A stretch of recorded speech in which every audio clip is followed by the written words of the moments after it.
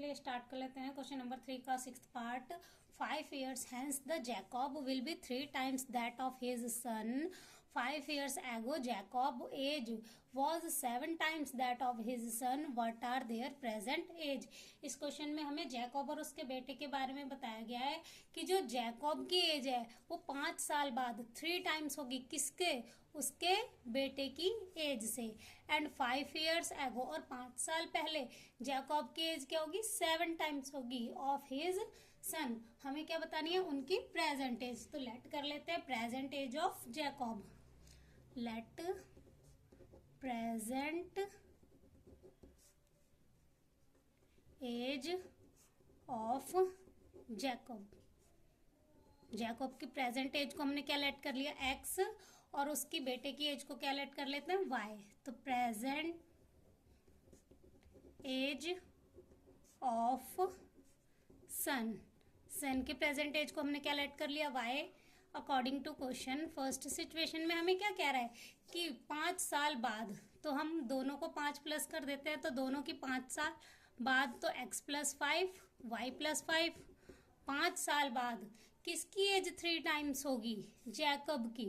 और जैकब की as 3 times होगी तो हम 3 किस में मल्टीप्लाई करेंगे? उसके बेटे में, क्योंकि ये तो ऑलरेडी 3 टाइम्स है। हमें 3 में मल्टीप्लाई किसको करना है? उसके बेटे को। तो ये हमारी इक्वेशन क्या हो जाएगी? x + 5 3y + 15 प्लस का 5 इधर आके माइनस का 5 3y + 15 - 5। तो x की वैल्यू हमारी यहाँ पे क्या आ गई? 3y + 10। ये हमारी हो गई पहली इक्वेशन। अब सेकंड सिचुएशन में हमें क्या बोल रहा है कि जो जैकब की एज है वो 7 टाइम्स होगी उसके बेटे से।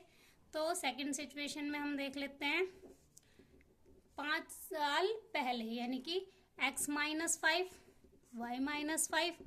5 साल पहले, तो दोनों की एज में क्या करेंगे? 5 माइनस करेंगे। 7 टाइम्स जैकब की एज 7 टाइम्स होगी, तो 7 किस में मल्टीप्लाई करना है? उसके बेटे में। तो ये इक्वेशन हो जाएगी x - 5 7y - 35। x माइनस इधर आके ये हो जाएगा माइनस का 7y = -35। ये माइनस का 5 इधर आके प्लस का 5। तो हमारी इक्वेशन क्या बन जाएगी? x - 7y = -30। ये हमारी हो गई दूसरी इक्वेशन। अब ये जो हमने x की वैल्यू निकाली थी हम किस में पुट कर लेते हैं? इक्वेशन 2 में। तो put value x equation 2। Equation 2 हमारी क्या आई थी? x - 7y = -30। x की जगह हमें क्या पुट करना है? 3y + 10 3y + 10 - 7y - 30। अब माइनस प्लस माइनस, तो यहाँ पे आ जाएगा माइनस का 4y - 30 एज इट इज। यहाँ पे इधर आके माइनस का 10, तो ये बन जाएगा -40 - 4y। माइनस से minus cancel, y = 40 divide by 4 4 10 = 40। तो y की वैल्यू हमारी क्या आ गई? 10। अब y की वैल्यू हम किस में पुट कर लेते हैं? इक्वेशन 1 में। Put value y equation 1। Equation 1 क्या थी? x = 3y + 10 x as it is. 3 × y की वैल्यू क्या आई थी? 10 + 10 30 + 10। तो x की वैल्यू हमारी क्या आ गई? 40। जैकब की एज क्या आ गई?